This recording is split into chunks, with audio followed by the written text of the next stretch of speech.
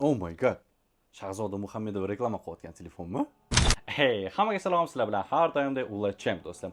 Oxirgi videoyimni kommentariyada do'stlar, Honor X8 telefonimizni obzor qiling, chunki televizorlarda reklamasi juda ham ko'payib ketyapti degan kommentariylar bo'ldi do'stlar. Va shu munosabat bilan bugungi videoyimizda Honor X8 telefonimizni obzor qilamiz va ushbu telefonimizni men Honor kompaniyasining o'zidan oldim va buning uchun Honor kompaniyasiga kattakon rahmat do'stlar. E'tiborli uchun yangi telefon do'stlar va bugun do'stlar Honor X8 telefonimizni obzor qilamiz va nafaqat o'yin, har xil testlar qilishga harakat qilamiz do'stlar. Keling, birinchi korobkamizni ochishni boshlaymiz. Ketdik.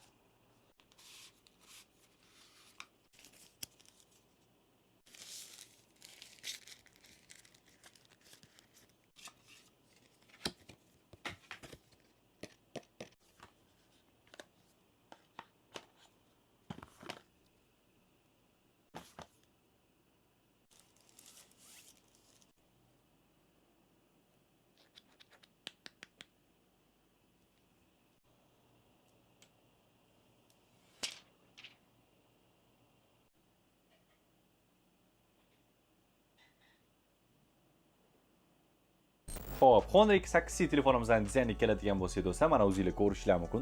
Juda ham chiroyli.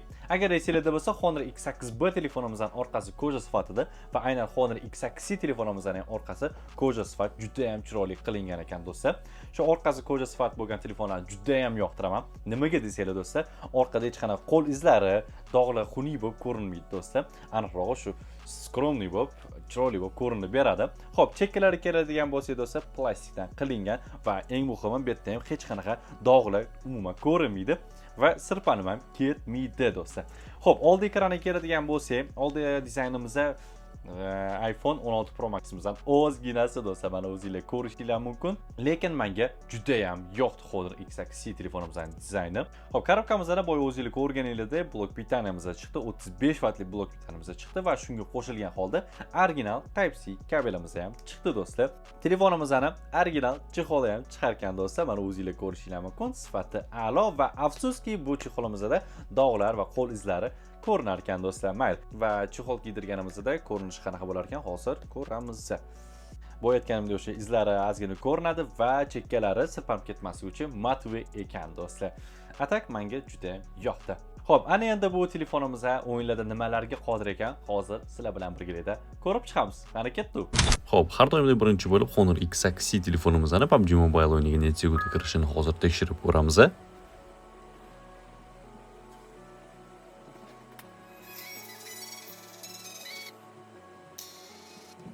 Xo'sh, mana o'zingizlar ko'rishingiz mumkin, почти 42 sekundda PUBG Mobile o'yiniga kirdi do'stlar. Endi bu yaxshi ko'rsatkichmi, yomon ko'rsatkichmi, o'zingizlarning fikringizni kommentariyada yozib qoldiringlar. Biz testimizni davom ettiramiz. Xo'p, ana endi do'stlar, Livik kartasidagi eng ko'p tushadigan joyga tushamiz va tushganimizda va crossfire jarayonlarimizda telefonimizda qochishlar bo'larmikan, hozir hammasini ko'rib chiqamiz. Hozircha lekin telefonimizda hech qanaqa laglar yo'q. Xo'p, eventga ham kirib oldik, hech qanaqa laglar yo'q. Yerga ham tushganimizda do'stlar hech qanaqa laglar bo'lmadi.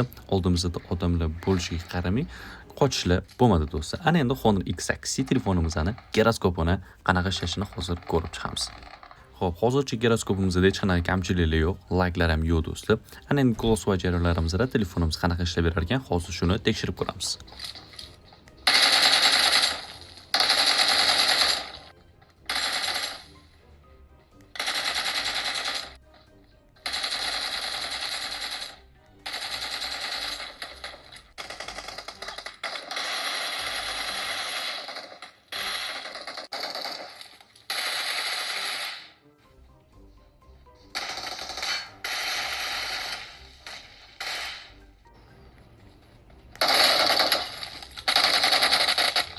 To'g'ri, telefonimizning FPS sal pastroq ekan, lekin crossfire jarayonlarimizda men jiddiy kamchiliklarni ko'rmadim. Agar qanaqadir kamchiliklarni sezgan bo'lsanglar do'stlar, kommentarda yozib qoldiringlar. Biz oldimizda yordamni hayashka bilan portlatib ko'ramiz va portlagan payt telefonimizda laglar bo'ladimi? Hozir shuni tekshirib ko'ramiz. Kelaylik yana bir marta sinab ko'ramiz.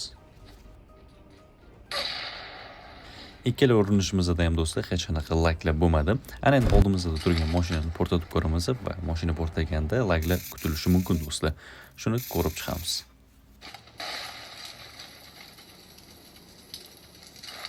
Xo'sh, samarali Livikdagi jarayonlarimizni ham o'zingizlar ko'rdinglar. To'g'ri, Crossfire jarayonlarida ham oldimizda turgan mashinani portlatganimizda ham telefonimizda hech qanaqa laglar bo'lmadi. Endi telefonimizning kamchiligi keladigan bo'lsa, do'stlar, telefonimizning FPS sal pastroq o'xshaydi. Endi to'liq FPS videoni oxirida ko'rsatib o'tib ketaman. Dushmanimiz o'sha balandroq FPS, aniqroq 90, 120 FPS likda bo'lsa, do'stlar, Crossfire jarayonlarida ozgina bo'lsa ham qiyinchilik tug'dirishi mumkin. O'shaning uchun ham men Crossfire jarayonlarida ozgina bo'lsa ham qiynaldim, do'stlar. Ana endi Honor X8C telefonimizning haqiqiy kuchini ko'ramiz, aniqroq bootcamp kuchi ko'ramiz. O'shanda haqiqiy Crossfire jarayonlarimizni ko'rib chiqamiz. Ketdi, do'stlar. Ana endi bootcampda test qilishimizni boshlaymiz do'stlar. Samolyotdan sakragandan to Crossfire jarayonlarigacha hammasini tekshirib ko'ramiz. Samolyotdan sakraganimizda ozgina laglar bo'ldi do'stlar. Va yerga ham tushib oldik do'stlar. Mana yerga tushganimizda ozgina laglar bo'ldi. Bu endi FPSimiz sal pastroq bo'lganligi uchun, lekin bu hech qanaqa jiddiy kamchilik emas do'stlar. Xo'p, ana endi bootcampda Crossfire jarayonlarimizni ko'rib chiqamiz do'stlar.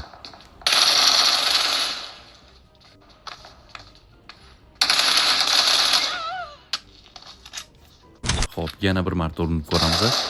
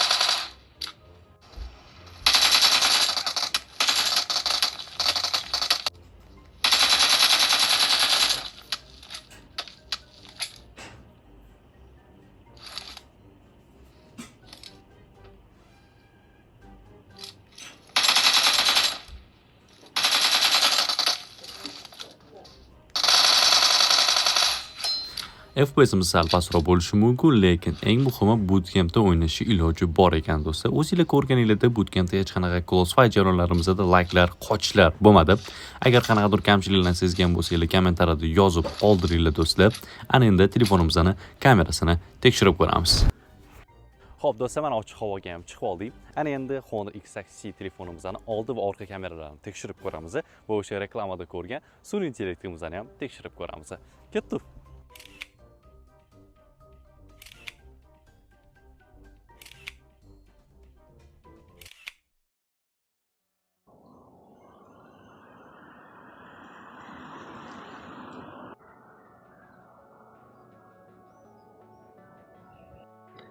Siz hozirgi videomizda do'stlar aynan Honor X8C telefonimizning oldi kamerasi va sifatiga keladigan bo'lsa, normalniy, naverno.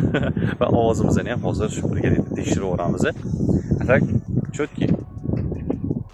Menga hozircha yoqmoqda do'stlar.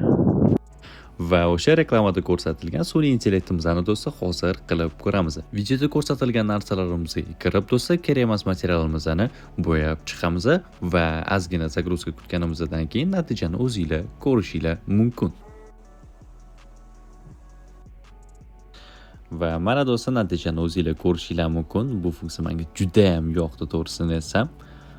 Ana endi telefonimizning xarakteristikasi va aniq necha FPS ishlashi haqida qisqacha ma'lumot berib ketamiz. Xo'p, telefonimizning batareya hajmi 5000 mAh ga teng. Blok bitanimizni bo'yayotganimda 35 Watt bo'lib, telefonimizning 100% bemalol 36 soatgacha ishlab beradi. Ekranimiz AMOLED bo'lib, 120 Hz yangilangan CCG ega. Hajmi keladigan bo'lsa, diagonal 6.7 dyumga teng bo'lib, og'irligi 174 gram. 16 milliondan ziyod rangni beradi. Protsessorimiz esa Qualcomm Snapdragon 685 6 nanometrli grafik protsessorimiz esa Adreno 610 va xotiralari 4 xil bo'ladi. Ya'ni 6 ga 128 GB li, 8 ga 128 GB li, 8 ga 256 GB li va 8 ga 512 GB li bo'ladi. Telefonimiz 5G ishlamaydi, NFC moduli yo'q va dinamiklari mono dinamika. Ana endi Honor X8 telefonimizning aniq necha FPS ishlashini hozir ko'ramiz. Xo'p, grafikani planni qo'yganimizda 45 FPS ishlab berar ekan. Planni balansga o'tkazganimizda ham 45 FPS, vizga qo'yganimizda 30 FPS ga tushib qolar ekan. Maksimum ultra rejali umuman ishlamas ekan. Faqatgina planni balansi 45 FPS ishlab berar ekan. Lobbyda ham xuddi shunaqa do'stlar, mana o'zingizlar ko'rishingiz mumkin. 45 FPS vizga qo'yganimizda 30 FPS ishlab berar ekan. Kelinglar lobbydagi grafikamizni 30 FPS qilib nimalar o'zgarganini ko'ramiz.